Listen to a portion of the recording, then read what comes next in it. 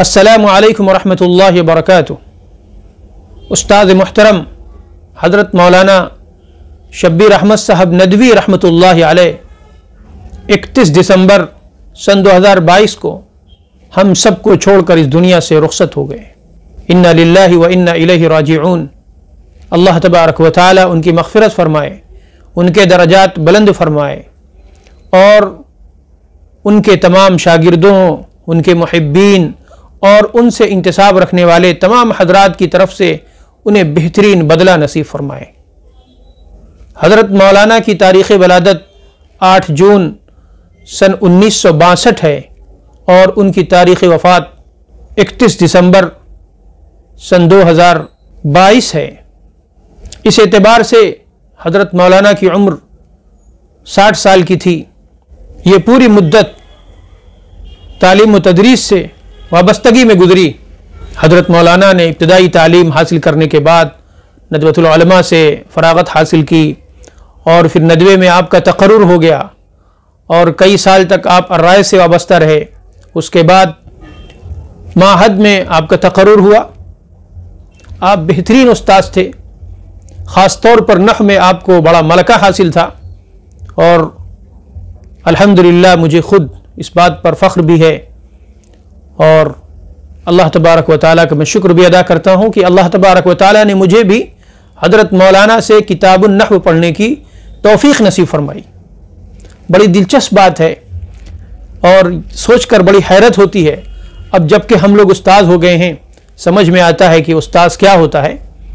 हज़रत मौलाना हम लोगों को किताबुन नहव पढ़ाते थे और नहव का ऐसा ज़ौक़ पैदा कर दिया था कि बसा औक़ात हम लोग जाकर शरह इब्न अक़ील पढ़ा करते थे। लाइब्रेरी में बहुत सी चीज़ें देखते थे, हालांकि समझते क्या होंगे अब उसका अंदाज़ा तो करना मुश्किल है कि जाहिर सी बात है किताबुन नहव पढ़ने वाला और जो अरबी से बहुत ही कम वाक़फ़ियत रखता हो और अभी शुरू हुई हो अरबी ज़ुबान, शरह इब्न अक़ील पढ़ेगा तो क्या समझेगा। बहर सूरत हम लोग बसा औक़ात शरह इब्न अक़ील जाकर पढ़ते थे लाइब्रेरी में और बहुत सी किताबुन नहव की देखते थे। फिर हज़रत मौलाना से आकर पूछते थे और फिर हज़रत मौलाना उस पर हम लोगों को बताते थे। बहुत से नहव के मसाइल, बहुत से नहव की बातें मौलाना हम लोगों को समझाते थे। नहव से ख़ास शग़फ़ पैदा हो गया था और जो भी नहव से एक दिलचस्पी पैदा हुई है तो उसमें बहुत बड़ा हिस्सा हज़रत मौलाना शब्बीर अहमद साहब नदवी रहमतुल्लाहि अलैह का है। अल्लाह ताला हज़रत मौलाना को जज़ाए खैर दे। मुझे बड़ी अच्छी तरह याद है कि एक मरतबा दौरान तदरीस वमरअतहु हम्मालतल हतब की मिसाल कहीं से आ गई और फिर उस पर हज़रत मौलाना ने बड़ी अच्छी गुफ्तगू की। फिर हम लोगों से कहा कि मुताला करके आना। हम लोगों ने मुताला किया और जो भी शक्लें बनती हैं उसमें आनी महजूफ़ है या मनसूब या खुस्सू है या और भी जो शक्लें हैं उस पर हज़रत मौलाना ने बड़ा अच्छा कलाम किया और उसी ज़माने में ये एक अहम मसला उसी ज़माने में हम लोगों को समझ में आ गया था कि वमरअतहु हम्मालतल हतब क्यों है।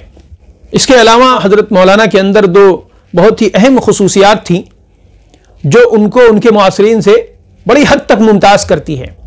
एक खुसूसियत थी उनका सब्र व तहम्मुल, उनके अंदर क़ुव्वत बर्दाश्त और दूसरी खुसूसियत थी उनका साहिबुर राय होना। रही बात सब्र व तहम्मुल की तो बारहा मुझे ख़ुद ज़ाती तौर पर तजर्बा हुआ। हज़रत मौलाना के साथ मेरा 3 दौर रहा। एक दौर तो वो रहा जब मैं तालिब इल्म था, दूसरा दौर वो था जब मैं तालिब इल्म रहते हुए नाज़िम अल इस्लाह बना। तो जाहिर सी बात है बड़े इदारों में जो जमइयत होती है, जो यूनियन होती है, उसे कुछ न कुछ इख्तियारात होते हैं और बसा औक़ात जो यूनियन का फ़ैसला होता है, तलबा की यूनियन का फ़ैसला होता है, वो इदारे के फ़ैसले से टकराता है। तो इसमें भी कभी कभी उस्ताद और शागिर्दों में इख्तिलाफ़ का मौका पेश आता है। और तीसरा दौर फिर वो रहा कि जब मैं ख़ुद उस्ताद हुआ और हज़रत मौलाना मेरे ज़िम्मेदार हुए तो ये तीनों दौर मैंने देखा और तीनों दौर में मुझे ज़ाती तजर्बा हुआ जिसकी बुनियाद पर मैं कह सकता हूँ कि हज़रत मौलाना के अंदर सब्र व तहम्मुल और क़ुव्वत बर्दाश्त और टॉलरेंस इस कदर था कि जो उनके मुआसरीन में बहुत ही कम पाया जाता है। अल्लाह ताला हज़रत मौलाना को इसका बेहतरीन बदला नसीब फरमाए। मौलाना ने हम छोटों को सुना, हमारे इख्तिलाफ़ को खंदा पेशानी से बर्दाश्त किया और उस पर किसी तरह के किसी भी सख्त रद्द अमल का इजहार नहीं किया। ये हज़रत मौलाना की वो सिफत थी जो खुदादाद थी, जो किताबों से या तकल्लुफ से हासिल नहीं होती। इंसान अपने मुताले के ज़ोर पर अपनी इल्मी काबिलियत का लोहा मनवा सकता है, अपने कलम के ज़ोर पर अपनी निगारिश के जादू बिखेर सकता है, लेकिन जो इंसानी खुसूसियात होती हैं, जो इंसानी खूबियाँ होती हैं, वो तकल्लुफ से या किसी और चीज़ से हासिल नहीं होती। ये अल्लाह तबारक व तआला जिसके अंदर चाहता है वदियत करता है, और अल्लाह तबारक व तआला जिसे चाहता है इससे महरूम करता है। बस जो अच्छी सिफ़ात होती हैं, इंसान की जिम्मेदारी होती है कि अपने अंदर बतकल्लुफ उन्हें पैदा करने की कोशिश करें। रही बात हज़रत मौलाना की दूसरी खुसूसियत साहिबुर राय होने की, तो उनके मुआसरीन जानते हैं कि हज़रत मौलाना बड़े ही साहिबुर राय थे, और वो किसी भी मसले में, चाहे वो घरेलू मसला हो, चाहे समाजी मसला हो, तामीरात से मुताल्लिक़ हो या फिर किसी और चीज़ से मुताल्लिक़ हो, हज़रत मौलाना से अगर कोई शख्स राय लेता था तो हज़रत मौलाना उसको वो राय देते थे जो सबसे बेहतर राय हो सकती थी। मेरे बहुत से मुताल्लिक़ीन हज़रत मौलाना से राय लेते थे। ख़ुद मेरे एक ज़ाती मामले में मौलाना ने भी मुझे एक मरतबा राय दी, मैंने उस पर अमल किया और उसका मुझे बड़ा फ़ायदा हुआ। तो हज़रत मौलाना बड़े ही साहिबुर राय थे, उनकी राय किसी भी मामले में बड़ी ही दुरुस्त और बहुत ही मुअतदिल और मुनासिब होती थी। इसके अलावा हज़रत मौलाना और भी बहुत सी इंसानी खूबियों के मालिक थे। अल्लाह तबारक व तआला हज़रत मौलाना की मग़फ़िरत फ़रमाए, उनकी क़ब्र को जन्नत का एक बागीचा बनाए और जन्नतुल फ़िरदौस में उन्हें आला से आला मक़ाम नसीब फ़रमाए। आमीन व आख़िरु दावाना अनिल हम्दुलिल्लाहि रब्बिल आलमीन।